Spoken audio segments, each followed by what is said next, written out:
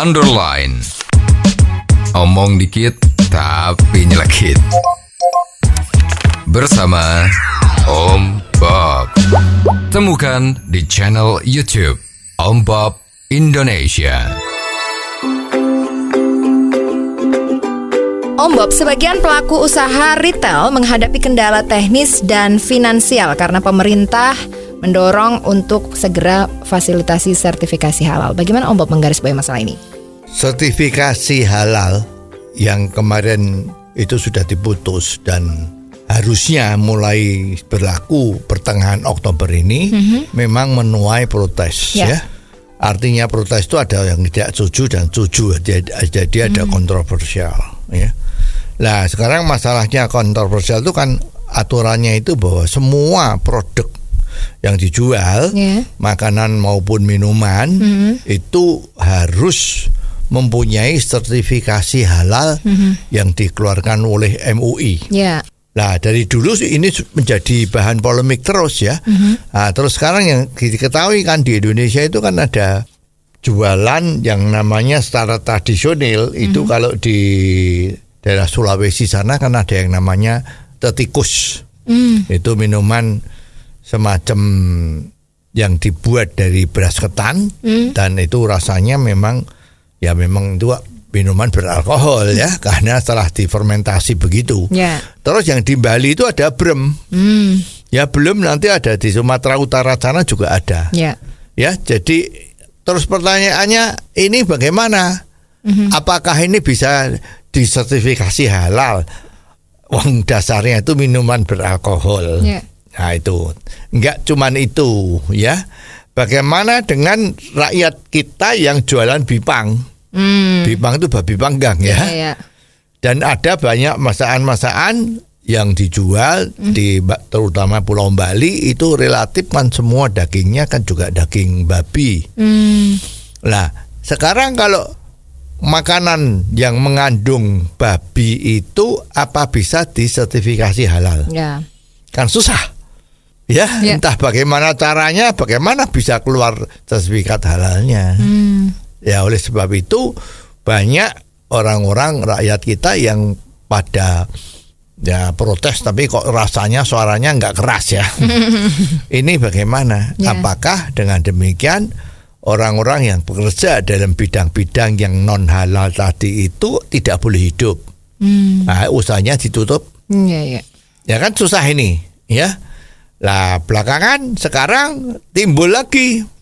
Ya kemarin minggu lalu itu keluar berita bahwa ada hal yang aneh ya.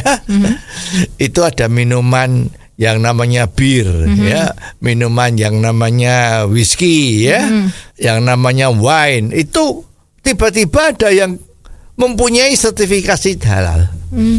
Ya banyak orang yang protes ya, terutama yang memang menghendaki pakai halal semua itu protes. Lah ini gimana? Kok bisa-bisanya loh ya makanan minuman yang mengandung unsur-unsur yang non halal menurut agama Islam itu kok ada sertifikasi halalnya. Nah, ini nggak jadi aneh. Ya lah belakangan dari pihak Departemen Agama juga mengeluarkan semacam rilis. Ya katanya yang dihalal atau tidak halalkan itu merek dari produk itu. Ya kita nggak ngerti. Jadi kemarin wine, bir itu bisa keluar sertifikasi halalnya karena mereknya. Jadi terlihat dari rilisnya itu adalah tersirat dari mereknya.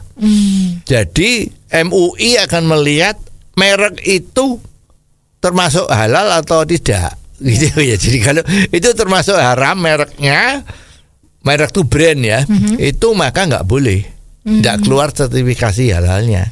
Tapi kalau brandnya itu, mereknya itu dianggap memenuhi syarat untuk jadi halal, maka keluarlah sertifikasinya. Nah ini kan jadi orang jadi bingung kan, ini gimana gitu. Apalagi sekarang kalau ada sebuah restoran, dia jual yang halal sama yang non halal itu nggak boleh, karena syaratnya untuk halal itu kan tidak boleh ada alat-alat yang tercampur. Ya. Jadi kalau you pakai sendok atau garpu atau pisau itu habis mencacah daging yang non halal, yaitu daging babi misalnya atau bipang ya, maka setelah dicuci bagaimanapun tiba-tiba menjualin daging ayam atau daging sapi. Nah, maka ini tidak bisa memperoleh sertifikasi halal karena ada bahan atau ada alat yang tercampur. Walaupun itu ada pemisah ruangannya, tapi kalau masih di dalam satu atap restoran, maka sertifikasi halalnya nggak keluar. Nah, ini kan jadi pusing kan? Ya. Ya, jadi negara kita ini ribut masalah halal dan non halal ini. Kalau seperti ini enaknya bagaimana Om Bob? Ya, ini kan perlu cari solusi kan. Bayangin sekarang kalau ada pengusaha yang jual bipang atau sate babi, itu kalau di Pancoran itu kan banyak itu jual sate babi itu. Kan nggak mungkin bisa keluar sertifikasi halalnya kalau menurut peraturan yang lama. Ya. Tapi peraturan yang barusan dirilis dari Departemen Agama itu kan yang kena haram atau halal itu adalah mereknya.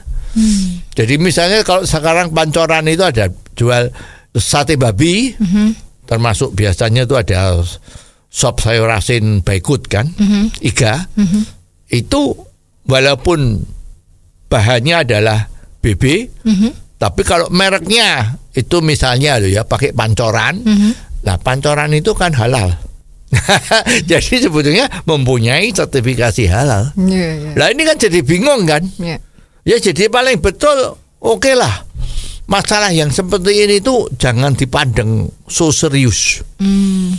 Ya, memang kalau kita lihat negara di Malaysia itu kan memang jelas. Sertifikasi halal itu adalah siapa yang berminat untuk minta sertifikasi halal. Tidak semuanya wajib.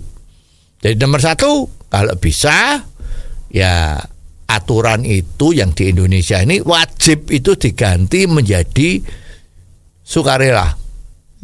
Ya, jadi kalau ada perusahaan market yang dituju itu adalah orang-orang Muslim yang sangat peka terhadap halal, maka tidak usah disuruh loh ya. Pasti perusahaan itu langsung menginginkan ada sertifikasi halal. Nah, jadi itu sebetulnya monggo. Siapa yang mau, siapa yang tidak. Kalau dipaksain seperti ini ya timbul masalah yang seperti ini. Ada wine, ada bir, kok bisa dapat sertifikasi halal. Nah ini gimana? Nah ini kan menjadi masalah. Jadi lebih bagus dah peraturan itu dicabut atau diganti, yang namanya wajib diganti sebaiknya. Ya, jadi sebaiknya pabrik makanan dan minuman itu sebaiknya ada sertifikasi halalnya, biar marketingnya lebih jos seperti itu. Jadi jangan diwajibkan susah. Ya terus sekarang di Pulau Bali itu 80% tuh jualannya adalah bipang atau sate, ya atau ham. Ya, ham itu ya daging yang diproses pakai pembakaran tungku itu ya. Lah ini gimana? Apa harus jadi bagaimana? Itu kalau ada 80% restoran di sana itu jualan dari daging babi, terus gimana? Kan susah, nggak ada jalan keluarnya. Jadi paling bagus udah cepet-cepet lah. Pemerintah harus mengerti bahwa ini peraturannya adalah terlanjur salah. Jadi harus diganti. Ya, apakah memang diperlukan demo? Ya, kemarin itu soal umur dari kandidat macam-macam itu kan Mahkamah Agung akhirnya dirasa salah. DPR merasa salah, jadi didemo sehingga aturan itu tidak berlaku. Nah, sekarang juga seperti ini. Apakah hal-hal yang seperti ini juga diperlukan demo? Kan enggak. Ya, jadi negara hukum. Jadi kalau memang dipandang itu salah, ya pemerintah harus dengan lapang dada mengatakan bahwa peraturan ini direvisi dari yang wajib menjadi dianjurkan. Gitu aja kok repot kan? Oh, jadi begitu ya Om Bob. Jelas deh sekarang. Terima kasih Om Bob untuk waktunya. Sampai ketemu lagi di waktu yang akan datang. Underline. Omong dikit tapi nyelekit. Bersama Om Bob. Jika Anda suka dengan channel ini, jangan lupa subscribe, like, dan komen.